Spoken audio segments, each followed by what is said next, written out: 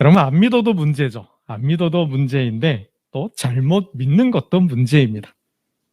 믿으면, 우리가 믿는다면 바르게 잘 믿는 게 굉장히 중요합니다. 우리는 가끔 언론을 통해서 또 주변의 소식들을 통하여 듣게 되는 이야기들이 있습니다. 잘못된 신앙으로 인생을 망치는 이야기, 뉴스들을 가끔 접하게 됩니다. 가족 중에 한 분이 돌아가셨는데, 아버지가 돌아가시든 어머니가 돌아가시든 돌아가셨는데 그 시체를 장례를 치르지 않고 골방에 모셔놨다라는 거예요. 왜요? 부활할 줄 알았다라는 거죠. 주님 부활하신다 그랬으니까 주님 그 부활할 때를 기다리는 거예요. 그래가지고 부패가 그냥 시체가 5년 10년씩 썩어서 냄새가 그냥 가득한데도 그냥 살아요. 잘못된 신앙이잖아요. 또 뿐만 아니라 또 행위를 강조하는 그런 사람들도 있잖아요. 행위를 강조해서 이게 구원을 받으려니 이게 선을 쌓아야 되고 공로도 쌓아야 되고 이 어떤 공적도 쌓아야 되고 그러니 그 구원의 조건에 맞추어서 살려니 얼마나 또 힘들게 애쓰게 살아요. 또 한번 구원 받으면 죄를 지어도 된다 주장하는 그런 사람들도 있잖아요.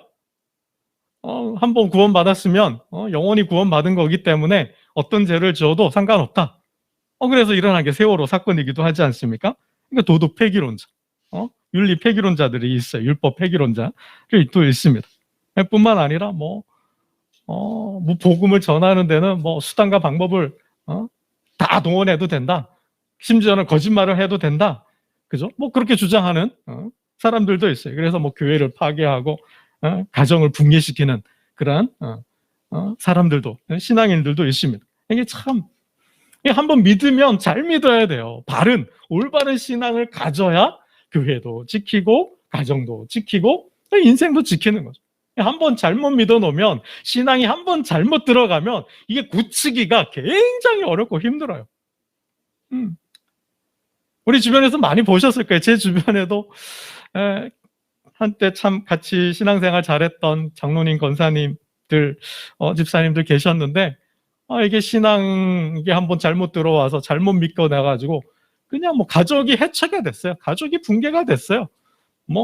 서로 맨수가 져가지고 만나지도 않아요.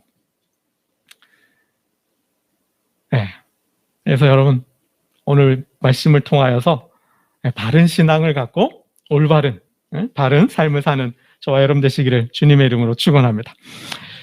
여러분, 신앙의 칼을 가셔야 돼요. 신앙의 칼을 가셔야 돼요. 오늘 본문도 말하고 있지만 우리가 살아가는 이 시대를 보면 세상이 도전해 오고 있잖아요. 과학과 어떤 그런 첨단의 어떤 기술, 지식을 토대로 해서 종교를 특별히 또 교회를, 기독교를 공격하는 예가 참 많아요. 어떤 그런 세상의 도전에 우리 기독교는 응전을 해야 돼요. 방어를 하든 공격을 하든, 그죠? 맞짱을 뜨든 이렇게 좀 응전을 해야 되는 거죠. 또 세상이 이럴 땐 어떻게 하냐고 이게 물어올 때가 있잖아요. 세상이 길을 물어올 때가 있어요. 거기에 대해서도 우리가 또 대답을 해줘야 돼. 또 책임과 의무가 있어요. 이건 목사들만 하는 게 아니고 신학교 교수들만 하는 게 아니고 먼저 믿고 또 부름 받은 자로서, 구원 받은 자로서, 또 배운 자로서 세상이 물어올 때 대답해 줄 책임과 의무도 있다라는 거예요. 뿐만 아니라, 그렇죠?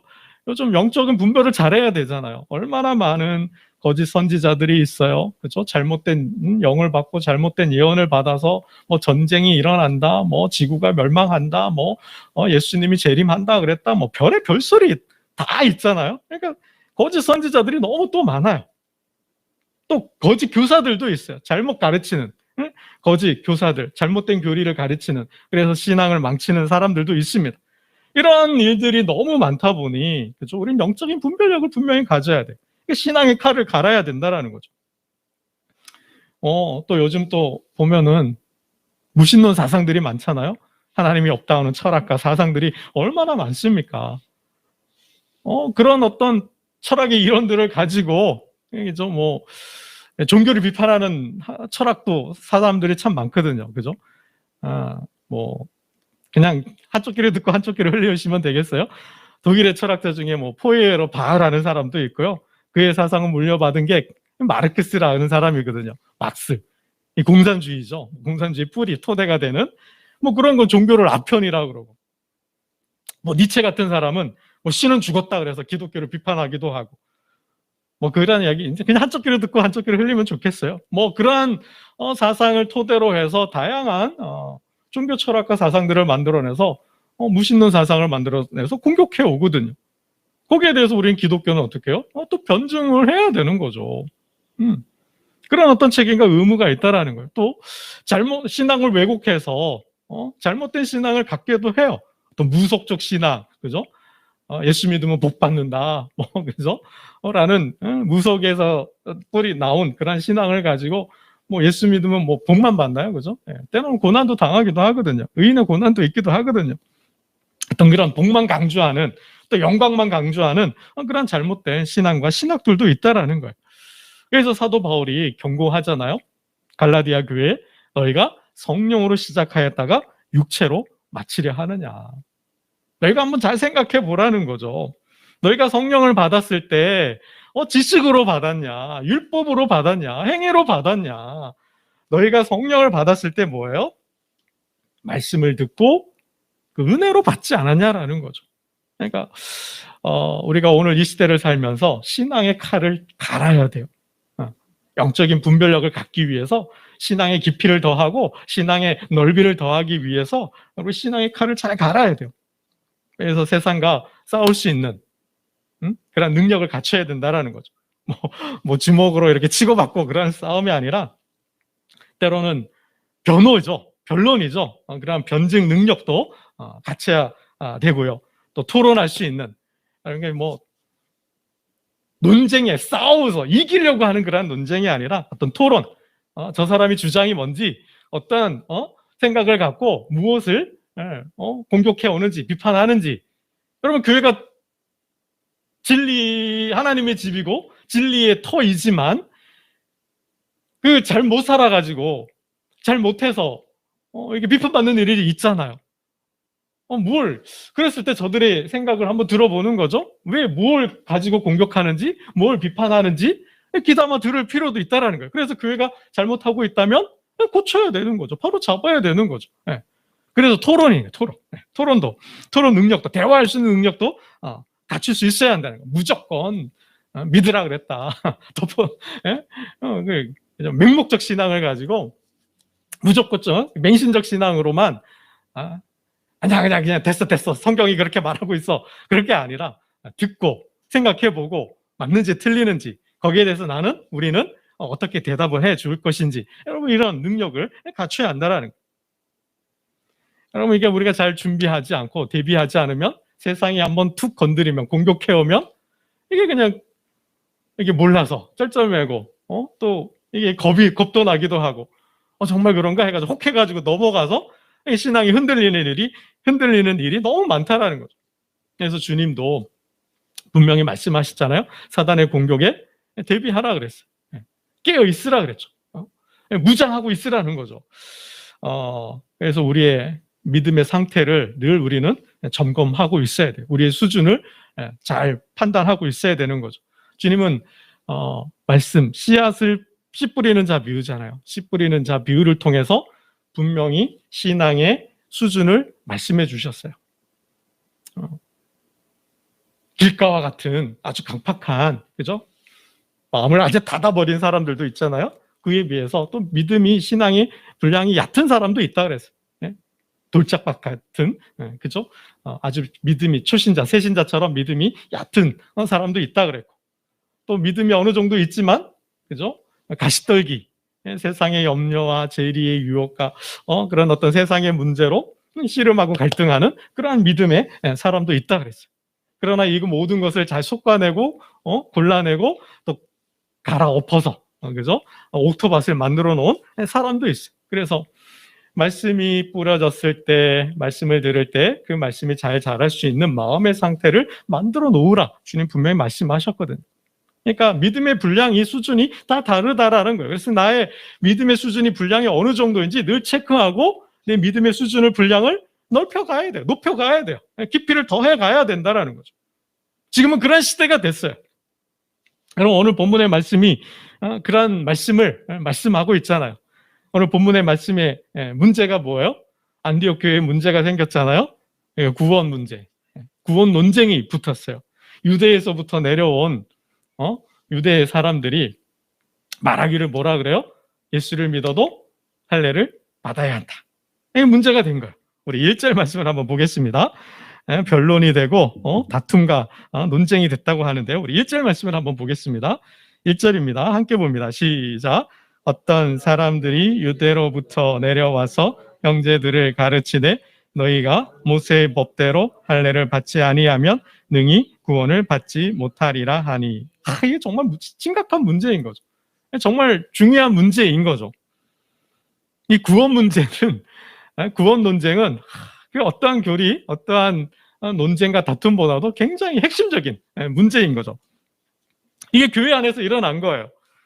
유대에서부터 내려왔던 어떤 사람들이, 예수 안 믿는 사람들이 아니에요, 그죠?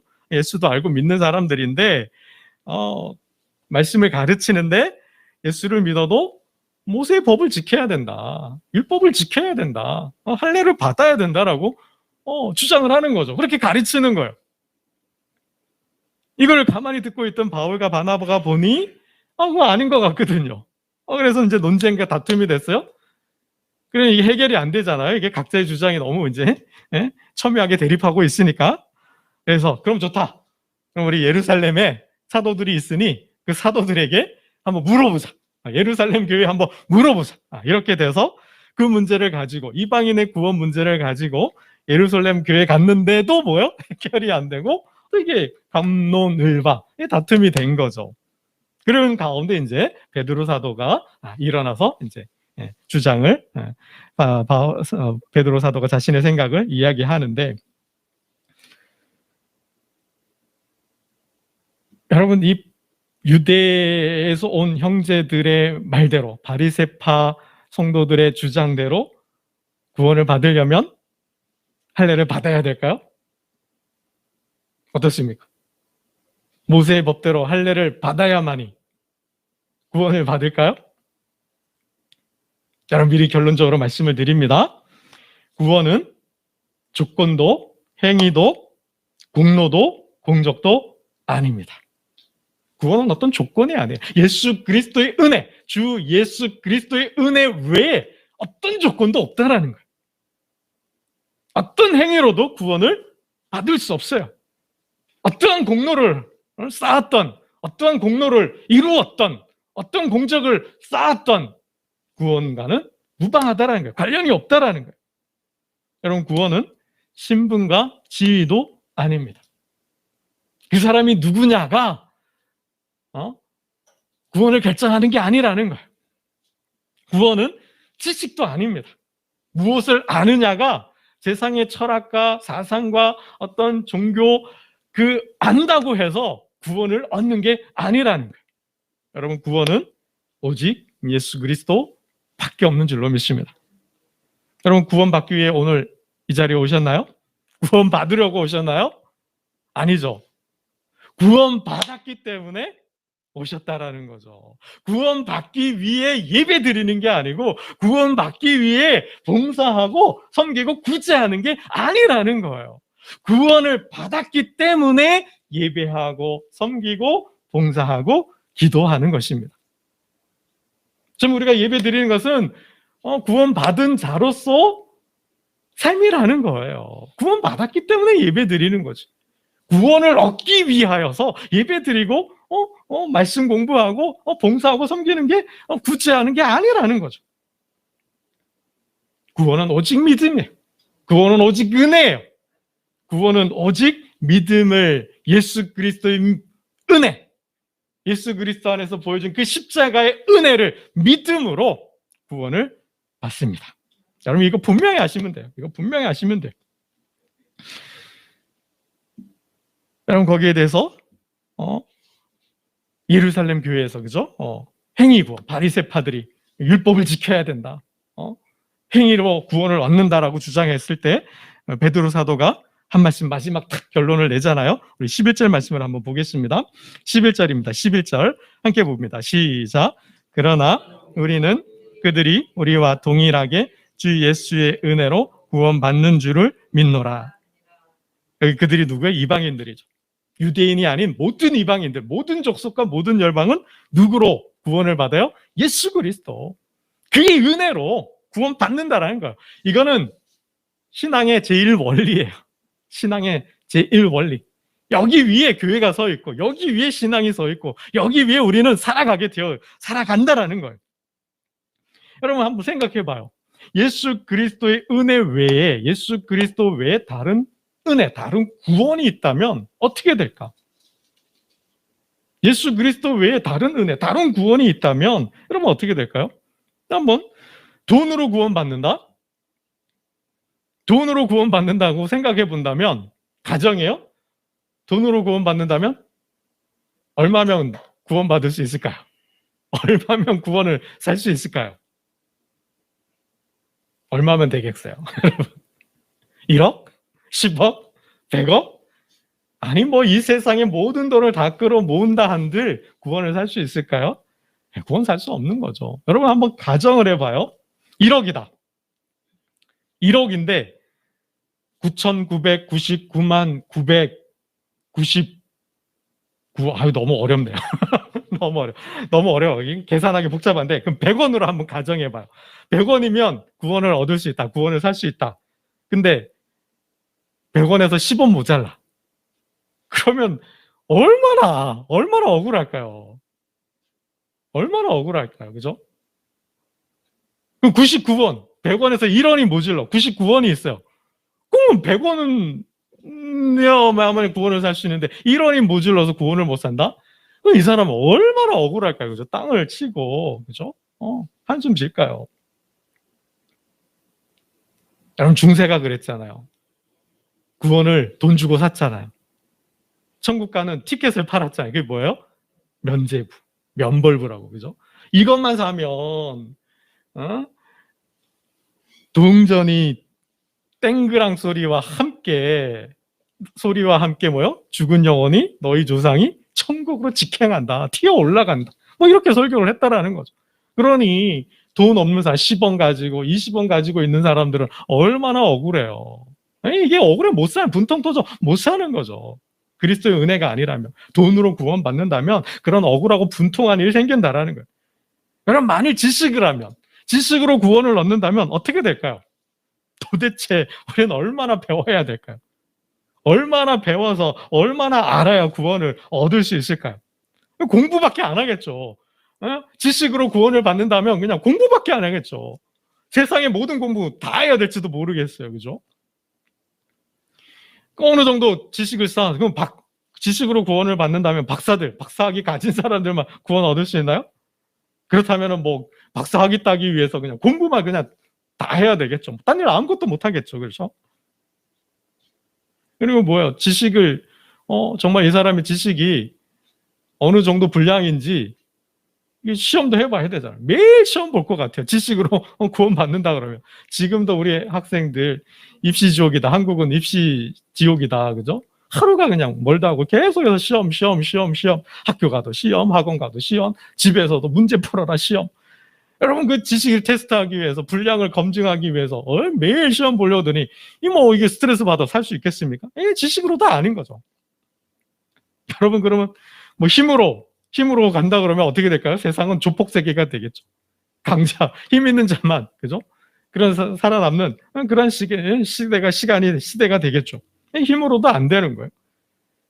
여러분 행위라면 그 중에서도 도덕, 착한, 선한 일을 해야만, 착한 일을 해야만 구원받는다? 여러분 그렇다면 착한, 선의 기준은 어떤 일이 선한 거예요? 그리고 그것이 정말 이 사람이 선한 일을 했는지 하지 않았는지를 누가 재판을 할 거예요. 그죠? 다 좋아요. 선한 일로 도덕으로 우리가 구원을 받는다면 도대체 몇 번을 얼마나 도덕적인 삶을 살아야만이 구원을 받을 수 있을까요? 한 번 하고 구원받아요? 두 번 하면? 도대체 얼마나 도덕적 행위를 통하여 선을 쌓아야만이 구원을 얻을 수 있겠어요? 이게 뭐 한도 끝도 없는 것이죠. 만일 100이라고 선을 100번으로 기준을 잡으면 그 중에 한 번이 모자랐어요. 뭐 얼마나 억울하겠습니까? 여러분, 그래서 행위가 안 되는 거예요. 공로가 공적이 기준이 될 수가 없는 거예요. 천국에 들어가는 그 구원에 있어서는 공로도 공적도 행위도 지식도 조건이 될 수가 없는 거예요. 오직 하나님은 뭐만 보셔요? 믿음, 은혜에 대한 믿음, 예수 그리스도의 은혜를 믿음으로 하나님은 구원을 주시는 거예요. 그냥 의롭다고 해주시는 거죠. 하나님은 다른 거 안 보신다는 거예요. 오직 뭐요? 믿음만 보신다라는 겁니다. 여러분, 이게 은혜예요. 이게 은혜라는 거죠. 정말 돈으로 가고 지식으로 가고 힘으로 가고 행위로 간다면 우리 못 살아요. 못 살아요. 살 수도 없는 거죠.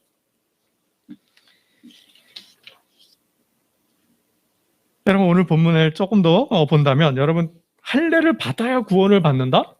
여러분, 하나님께서 왜 할례를 하라 하셨을까요? 이 할례의 역사를 좀 잘 알아야 되겠죠. 여러분, 할례의 시작, 할례의 역사가 누구로부터 시작이 돼요? 아브라함부터죠. 하나님께서 아브라함에게 말씀하셨어요. 그죠? 할례를 행하라. 할례를 행하라 하셨는데 왜 행하라 하셨을까요?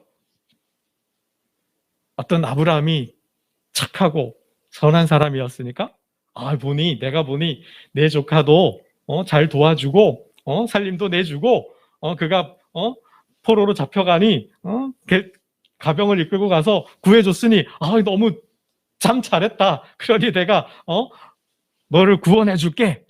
그러니 할례를 행하고 그렇게 말씀하셨나요? 그런 거 아니잖아요. 아브라함의 어떤 삶과 어떤 행위와 어떤 행동들을 보고 그를 구원해 주시고 의롭다 하신 것이 아니라 뭘 보시고요? 믿음을 보셨다라 그랬죠. 믿음을 보셨다. 어느 날 하나님께서 아브라함을 부르셨잖아요. 아브라함아, 좀 밖으로 나와봐. 하늘 좀 봐봐. 뭐가 보이니? 별이 보이는데요? 몇 개쯤 되니? 헤아릴 셀 수가 없는데요? 그치? 내가 저 하늘의 별처럼 내 자손을 많게 해줄게. 아브라함이 그때 뭐 했다는 거예요? 말도 안 되는데, 나는 지금 애도 없는데, 자식도 없는데, 아들도 없는데 저렇게 많게 해주시겠다고요? 따지지 않잖아요. 그죠? 원망하고 불평하지 않잖아요. 그냥 뭐요? 믿었다 그랬어요. 아브라함이 하나님을 믿으니 하나님이 의롭다 하신 거죠. 아브라함이 하나님을 믿으니 하나님이 아브라함을 의롭다 하셨다라는 거예요. 그 표시로 아브라함의 믿음을 보시고 횃불 언약을 맺으신 거예요. 아브라함의 믿음을 보시고 뭐예요? 할례를 행하게 하신 거예요. 성경을 잘 읽어보면 오히려 횃불 언약을 맺고 할례 언약을 맺을 때 보면 아브라함의 상태가 좀 영적으로 신앙적으로 조금 떨어져 있는 것 같아요. 침체되어 있었던 것 같아요. 하나님 주신다 하고 안 주시니까 이게 살다 보니 조금 믿음이 약해졌던 것 같아요. 할례 언약을 맺을 때 그러잖아요. 내 아들 이스마엘이나 하나님 앞에 잘 살기를 원합니다. 뭐 그렇게 이야기를 하거든요. 내 종 엘리에셀이나 잘 살기를 원합니다. 나는 모든 것을 엘리에셀을 통하여 이루어 가려고 합니다. 하나님 노 하시잖아요. 그러니까 믿음이 떨어져 있는 거죠. 그럴 때 뭐예요? 믿음을 더 강화시켜주고 또 그의 믿음을 또 테스트하는 그런 측면도 없잖아 있었어요. 그러니까 믿음이 떨어져 있을 때 오히려 믿음을 주시려고 그런 언약을 체결하기도 하셨다라는 것이죠. 그러니까 그의 삶이 아니라는 거예요. 그의 어떤 행동이나 업적이 아니라는 거예요. 그의 믿음을 보시고 의롭다 하시고 언약을 맺어주셨다라는 거죠. 그럼 우리가 구약의 세례가 있다면 신약에 뭐가 있어요? 제가 뭐라고 해요? 구약의 할례가 있다면 신약에 뭐가 있어요? 세례가 있죠. 그죠? 구약의 할례가 있다면 신약의 교회에는 구약의 할례가 있다면 신약의 세례가 있는 거예요. 구약의 할례가 있다면 신약의 교회에는 세례가 있는 거예요. 여러분, 세례 받으면 구원받아요? 세례 받으면 구원받아요? 세례는 뭐예요? 믿음이 인친 거죠. 믿음이 인을 쳐서 세례를 받는 거죠. 그러니까 믿으면 믿고 세례를 받는 거죠. 예수를 믿었어요. 이제 나는 예수님의 자녀가 됐어요. 나는 이제 예수님의 제자가 됐어요. 나는 이제 예수 그리스도의 사람으로 살겠다고 고백하는 거죠. 세례를 받아서 구원을 받는 게 아니라 믿고 구원을 받았기 때문에 세례를 통해서 구원을 확증하는 거죠. 교회에 하나님 나라의 일원이 되는 거예요. 하나님의 백성이 되어서 하나님의 백성의 삶으로 사는 거죠. 그걸 교회가 인정하고 선포해 주는 거예요. 그 사람의 신앙의 고백을 듣고 수용, 받아주고 교회의 활동을 하게 하고 교회의 봉사를 하게 하고 주님의 사람으로서 살아가게 됨을 선포해 주는 거예요. 인정해 주는 거예요. 그러니까 세례는 뭐예요? 예식인 거죠. 그가 하나님의 백성이 되었음을 교회가 선포해주는, 인정해주는 예식이라는 거예요. 여러분, 이걸 결혼에 비유해 볼 수 있어요? 결혼? 여러분, 결혼식을 올려야만 부부가 되나요? 한번 생각해 보세요. 부부가 되는데 결혼식이 먼저인가요? 사랑이 먼저인가요? 물론 중매해도 사랑이죠. 중매해도 사랑 하지 않으면 결혼식 안 할 수 있어요. 그죠? 그러니까 예식이 먼저예요? 결혼식이 먼저예요? 사랑이 먼저예요? 사랑이 먼저죠. 사랑하니까 부부가 되는데, 그럼 결혼식은 왜 해요? 친지들을 모아놓고. 그렇죠? 확인이죠. 우리가 사랑해서 이제 부부로 살겠습니다. 라는 알림. 그죠?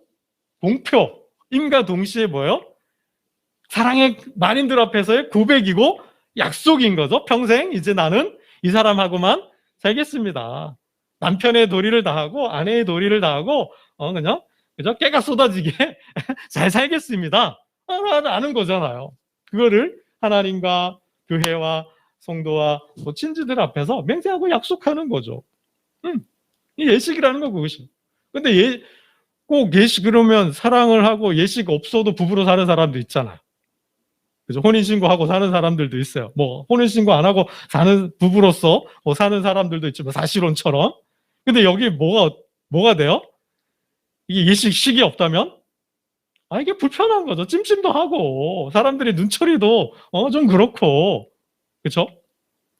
그러니까 예식을 통해서 부부로서 확인받고, 확증하고, 또 서약하고, 맹세하고, 그렇게 살아가는 거죠. 그러니까 예식이 다 필요 없는 건 아니에요. 필요해요. 마치 그런 예와 비슷하다는 거죠. 사랑과 결혼 예식과 비슷한 거예요. 구원이라는 것이 믿음인과 세례와 할례가 그런 역할을 하고 있다, 맞물려 있다라는 거예요. 여러분, 하나님께서 왜 율법을 주셨을까요? 율법을 언제 주셨어요? 시내산에서 주셨죠. 애굽에서 나오고 시내산에 왔을 때 하나님 모세를 불러서 율법을 주셨어요. 그럼 하나님께서 이스라엘 백성들을 잘했으니까 너희들 애굽에서 나가면 내가 시내산에서 너희의 하나님이 되어줄게 라고 해서 나오게 하셨나요? 그런 거 아니잖아요. 그들의 아픔을 보시고 고통을 보시고 모세를 보내서 구원하시고 시내산에 왔을 때 이제 내가 너희의 하나님이 되어줄게. 그리고 너희는 내 백성이 될 거야. 근데 조건이 뭐예요? 율법이라는 거죠. 구원하시고, 구원이 먼저예요. 애굽이 출애굽, 탈애굽이 먼저예요. 애굽에서 나와서 구원받은 이후에 이제 구원받은 백성으로, 하나님의 백성으로 살기 위해서, 하나님의 백성다운 삶을 살기 위해서 이렇게 살아라라는 거죠. 율법이 온 거죠. 구원이 먼저지, 믿음이 먼저고 구원이 먼저지 율법이 먼저가 아니라는 거죠. 구원을 얻도록 애굽에서 나가면 구원을 이루어줄게 해서 주신 게 아니라는 거예요. 그죠? 그래서 언제나 뭐예요? 믿음이 먼저예요. 믿음의 순종이 먼저이지 율법이 먼저가 아니고 할례가 먼저가 아니고 세례가 먼저가 아니라는 거예요. 먼저 믿음, 은혜, 그리스도의 사랑, 하나님의 사랑에 대한 믿음. 그 믿음이 뭐예요? 구원을 이루어 가는 것, 구원을 이루어 가는 것이죠. 그래서 여러분 이거 잘 놓치시면 안 된다는 말씀입니다. 구원은 오직 조건도, 행위도, 공로도, 공적도, 지식도 아니고 오직 주 예수 그리스도의 은혜, 그 은혜에 대한 믿음으로 우리는 구원을 받는다는 사실입니다. 오직 말씀, 오직 구원, 오직 믿음으로 바른 신앙을 정립하심으로 교회를 이 구원의 예수 그리스도의 은혜, 이 복음 위에 든든히 세워가고 여러분의 가정과 여러분의 인생도 이 구원 신앙, 바른 구원 신앙을 통하여서 바른 은혜로운 복된 삶을 사시기를 주님의 이름으로 축원합니다. 기도드리겠습니다. 하나님 아버지, 믿지 않는 것도 문제지만 잘못 믿는 것도 문제임을 오늘 본문을 통해 말씀해 주셨습니다.